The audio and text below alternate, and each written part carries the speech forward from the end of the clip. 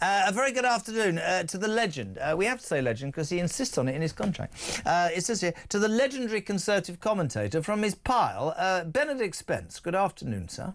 Good afternoon. It's nice that you use legend because I had, Supreme Ayatollah in there and that had to be taken out for various reasons. So this is a happy compromise. I get that. Where would you like to start? Would you like to talk let's talk about what's happening in the Middle East. I can give this to you in a very direct way. When after the second inauguration started attacking NATO, I, as a lone voice, was going, good for you. Why should America wipe the backside of Europe? And I hear today that Europe and NATO have decided, or we and NATO have decided, that actually, yes, we are going to make GDP at 5% for defence. God knows when, 25 probably. But it's there, and him leading the way and putting his foot down has worked. Was he right to carry out these attacks, bearing in mind the mad Ayatollahs have been funding terrorist groups for as long as any of us can remember? I mean, the first thing to say is that once Israel launched its attack on Iran, it would have been politically very difficult for the United States not to have intervened on the side of the Israelis. And once the Israelis launched their attack, Iran was always going to start ramping up the process even more of developing nuclear weapons than it currently has. The Israelis decided to launch their attack because they believed Iran had reached a certain nuclear threshold. And so the question is very simple. Do you think Iran should have nuclear weapons? If the answer is yes, then Donald Trump shouldn't have launched this attack. But if the answer is no, then I don't really see what the alternative was. The Iranian regime had made it very clear that they were going to continue enriching uranium. And for all, you will hear a lot of people equivocating and saying, but where was the real evidence that this was what they wanted? Look, you don't enrich uranium to 60%. And you don't do it in bunkers built deep under mountains if you're just doing it for civilian purposes. That's all you need to know. This is a regime that has pledged to destroy Israel. Israel was well within its right to do what it did. And yeah, as I say, it would be intellectually far more honest of all the people who are saying, but what about the international ramifications? What about this, that, and the other? It would be far more intellectually honest if people just went, yes, Iran has the right to nuclear weapons. That would be a much more straightforward way of dismissing this than a lot of people are. But if you don't believe they should have done, then he did the right thing. Interesting, though, that he made a big thing during the campaign, during the election, before he was re-elected president, that he was good at putting fires out, so to speak, not disrespecting wars when I say that. I'm going to sort out Russia and Ukraine in 24 hours. That didn't happen. I don't get the feeling that he's glorifying or wanted to do this, but I get the feeling that it was something that he felt he had to do for the reasons that you probably outlined. Yeah, these two conflicts, these are not really conventional conflicts in the truest sense. Russia-Ukraine is obviously a very difficult one because Russia is winning that war. That is why Donald Trump is not able to strong-arm the Russians into a settlement, because it ends up perfectly happy with things as they currently are. When it comes to Iran and Israel, again, this isn't a conflict about land. These are two countries that are separated by 1,000 kilometers. This is an ideological war. This is a religious conflict. This is not something that actually you can do a deal around if one side is pathologically determined to eradicate the other. You actually can't reason with those people. You can't negotiate with them. And we need to be clear, this isn't everybody in the Iranian regime almost. This is people at the very top who live must be said, very out of touch with most other people in Iran. That's why there have been mass protests throughout that country for the last few years. That needs to be reinforced. But when you are dealing with a country like that, I'm sorry, it's so easy. Lots of people like to sit there and say, well, these wars, they don't solve anything, they just freeze things.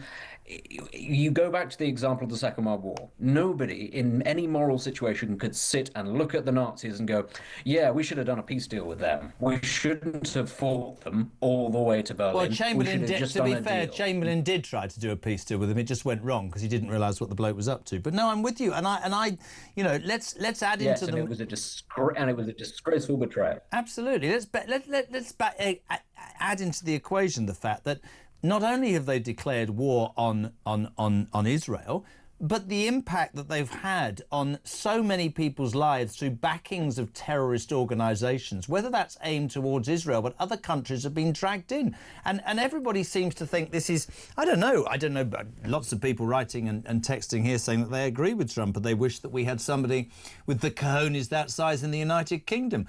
But why does it always have to come down to the Americans? Could we not have been more vocal? Good old Starmer's just sat there in the middle, isn't he, going, we need to go back to the negotiation. How do you negotiate with bleeding terrorists then? I mean, on the subject of Iran's sort of nefariousness about the regions, we can point to civil wars in Yemen, in Lebanon, in Syria, and in Iraq that have the fingerprints of that regime all over them. I mean, this is a country that is so extreme that it almost came to blows with the Taliban in the 90s. That is actually, that's the sort of regime that we're talking about. And that was before, of course, the Iran-Iraq war took off. This is not a nice regime. On the subject of why it is that it's always the United States that ends up sort of footing the bill on all of this, it's because they choose to actually prioritize not just military spending, which they do, but economic growth. You can't really spend very much on your military if your economy isn't growing, if you aren't creating the wealth to then spend on your weapons and on your soldiers, because these things are incredibly expensive to upkeep, to just sort of sit around doing nothing. And Europe has decided it doesn't really want to do that. Now, for half of Europe, that's because it is still mentally scarred by the Second World War. And in countries like Germany and Poland, the idea of sort of overt militarism is unacceptable. For countries like France, they have their own spheres of influence and they decide what they're going to do. And to be fair, France has had a lot of sort of military operations around the world at the same time. It's put a lot of money into trying to pacify the Sahel. In the UK, it's because we've just sort of decided that we aren't going to be a major power and we're just sort of going to sit around and hope that nothing bad happens. Yeah. And I'm afraid to say, we will talk about other issues, other areas that we're a bit of a laughingstock, that we're wasting money, all this, that, and the other. The MOD, because it isn't something that always gets talked about every single day, like the NHS, has been able to go under the radar as just a huge money hole, just sucking in all of these resources. And what have we got to show for it? Submarines that don't work, vessels that we can't possibly staff, and not enough soldiers. It's a disgrace. I mean, I said last week that it's been an easy. I mean, to be fair, Sean Bell said this an hour and a bit ago. It's been an easy target, whilst the Cold War allegedly has been going on. But the world has changed, and we need to wake up to that. I don't think it's right and proper that you said something there that's really interesting. We don't want to be a world power anymore, in your mind? No, honestly, no. The best way I'd say to look at this is the absolute ferocity with which the political elites of this country cling to the idea of the European Union. Yeah. What they wanted was ultimately to be part of an empire, part of a club that they didn't have to lift a finger to actually make operate, but that they'd get to be part of this great big imperial project. They'd get to go to Oxford, go to Cambridge, become civil servants, maybe go off and work in Brussels, move into the private sector, have a very comfortable life in this supreme sort of edifice that has all the trappings of empire, but doesn't really require the hard work that empire needs. That is ultimately what Britain was. It wanted to be a cog, the sort of the slightly snootier cog, if you like, in somebody else's empire. In terms of being a great country itself, no, that requires hard work, that requires difficult decisions. Honestly, I think that is where Britain is. It doesn't want to do this. Doesn't sound great, though, if you live in Britain. A couple of other things. Can we talk? I mean, honestly, there's so much of the. Can we talk about the Palestinian Action Group? I thought, again, Sean Belly, I don't know if you were listening, probably you were out shooting. The great season has started. He said, I want to take you up at talk on your description of the group behind the vandalisation of two planes at RAF Bryce Norton. This was on Friday. He says that is patently the wrong language. It is sabotage. Sabotage and even treason against the security of the United Kingdom. Paint was poured into these engines of these two aircrafts in Bryce Norton, rendering them useless for however long, £35 million worth of damage. The Palestinian Action Group were then, Yvette Cooper said, I'm going to prescribe them as a terrorist organisation. They're on the streets today outside Parliament, not being, ushered, not actually being rounded up, as the police did after the Southport riots, actually just being moved along, and that's all well and good. Again, too slow. I mean, this is an outrage. They should be dragged off the streets. Why not the same to them as happened to the other people? Oh, yes, two-tier policing. I suspect that there will be an effort by this government to try to calm this situation, because they fear the backlash from a lot of people in this country who support the idea of Palestinian statehood, and they worry that if they prescribe this group, they will get it in the neck at the ballot box across the north of England in certain constituencies. They also, I suspect, think that Palestinian Action recognise, given the backlash that's happened, we might have actually gone too far this time, because I think there is an understanding from across this country, in almost any other country in the world, if you break into an airbase, you'll be shot. Absolutely, dead. On the spot. Yeah, there's no question about. What does it say about the security, by the way? How crap's that? This is why I think they have to come down hard on them, and why any attempt to sort of row back on this is a mistake. At the exact moment that Iran is saying, well, it's going to be hell to pay for everybody, Iran, which is the country that has almost as many, operatives based in other countries as any other, the kings of this international grey zone warfare, who fund terrorists, who fund lone wolves all across the world, for this group to rock up and go, look how easy it is to get into an RAF base. I would have thought the government, a serious government, would be furious and would be coming down like a ton of bricks on these people, if nothing else, to demonstrate to that hostile country, actually, no, we do take our security very seriously. That isn't happening, though, as far as I can see. Of course it isn't, and it's exactly what you said at the beginning, which is they're trying to placate the very voters that they don't want to lose in the north of England. There were 5 constituencies, Jonathan Ashworth in Leicester East, who lost to a independent candidate standing only on one thing, which was the Gaza debate, right? Not getting into that.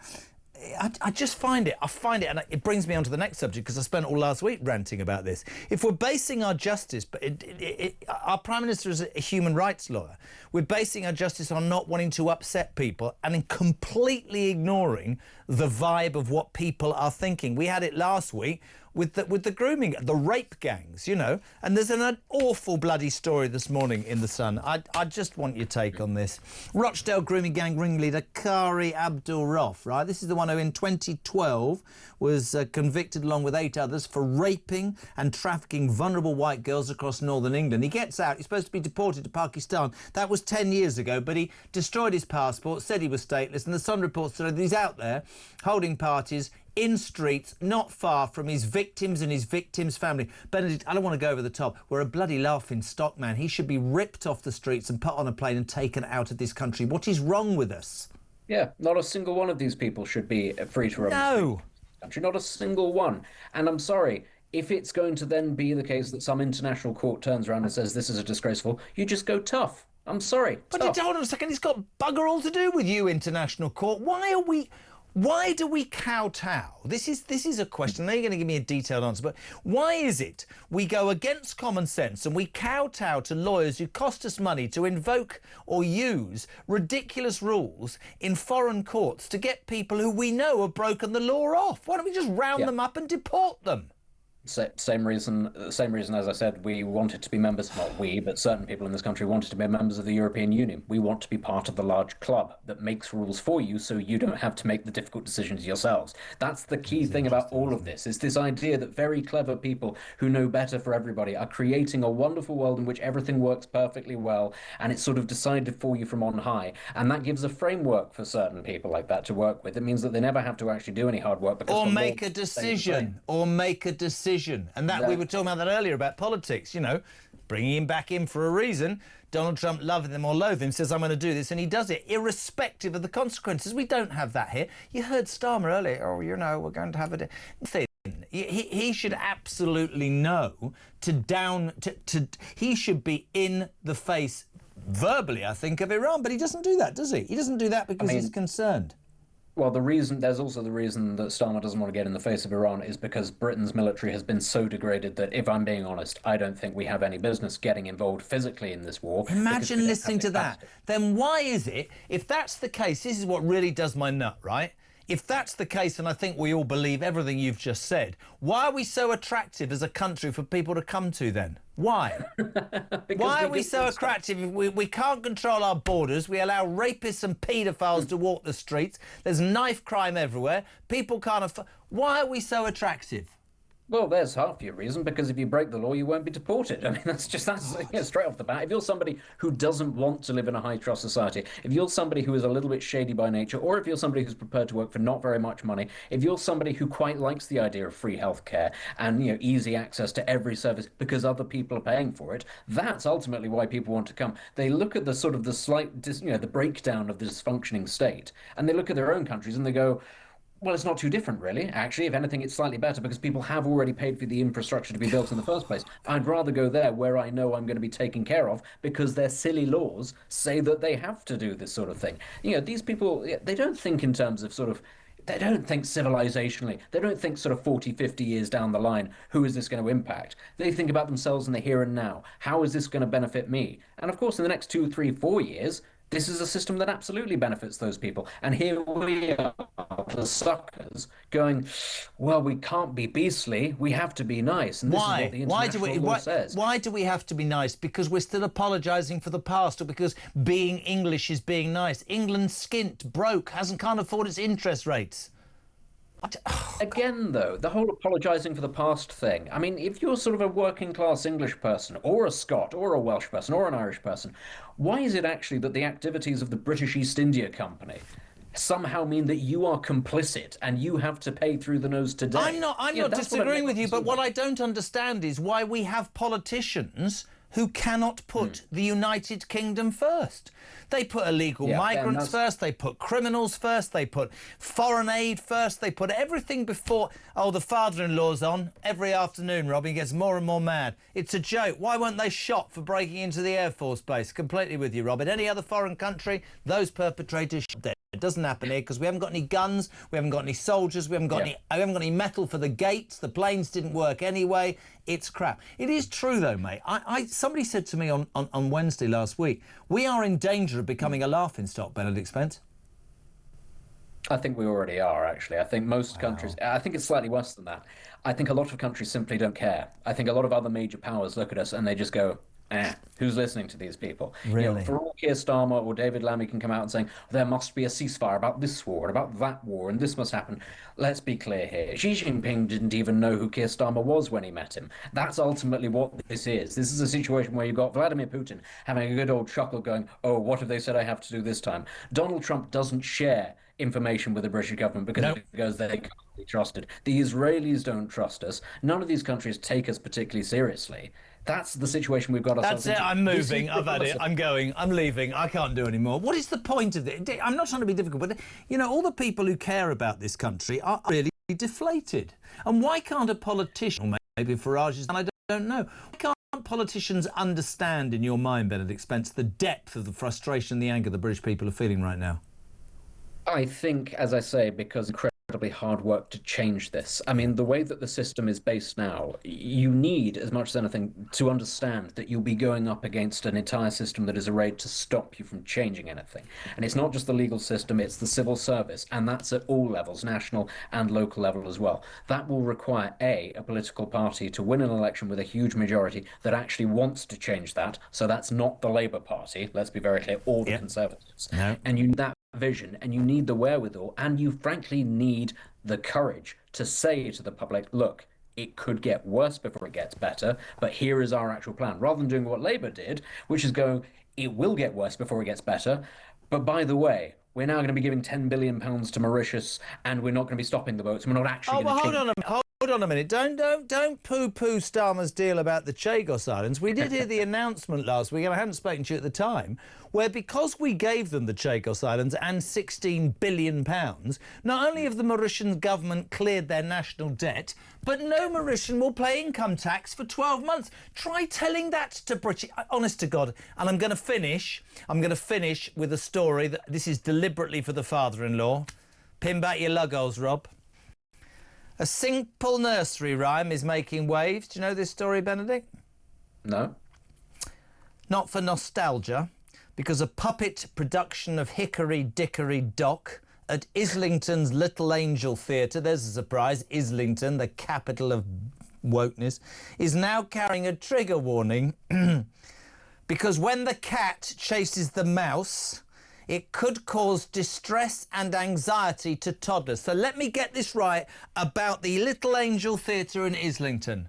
Whilst the world sort of teeters in the Middle East, whilst our country is seeing thousands of migrants, whilst people are living homeless on the streets and pensioners are freezing to death, this stupid, ridiculous, I nearly said the wrong word, pathetic place is carrying a trigger warning over Hickory Dickory Dock. The mouse ran up the clock. The clock's at 2. It had a... I don't know the rest. And because apparently kids could look at this, little Iris, 18 months, and I'll read this to her tomorrow, the mouse could be the people and the cat. It's scary, and that could cause youngsters to be traumatised. Benedict Spence.